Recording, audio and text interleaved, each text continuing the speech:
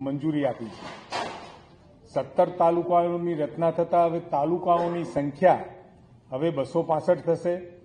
2013 પછી પ્રથમવાર જિલ્લા તાલુકાઓની સંખ્યામાં મોટો ફેરફાર થઈ રહ્યો છે।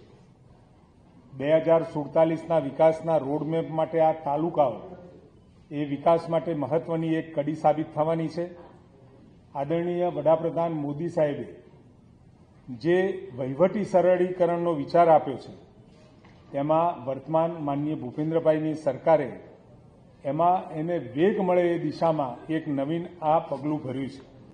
રાજ્યના વહીવટી વિકેન્દ્રીકરણથી જિલ્લા તાલુકા કક્ષાની કચેરીઓ સાથેના કામકાજમાં સુગમતા રહેશે।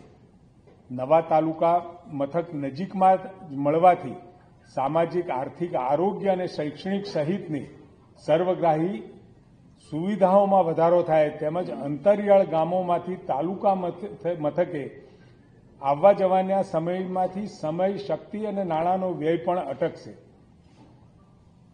તત્કાલીન મુખ્યમંત્રી તરીકે તાલુકા એકમને વિકાસ અને વહીવટમાં વધુ સશક્ત બનાવવા માટે એટીવીટી આપણો તાલુકો વાઇબ્રન્ટ તાલુકો તાલુકાની વિભાવના આપી હતી પ્રધાનમંત્રી મોદી સાહેબે।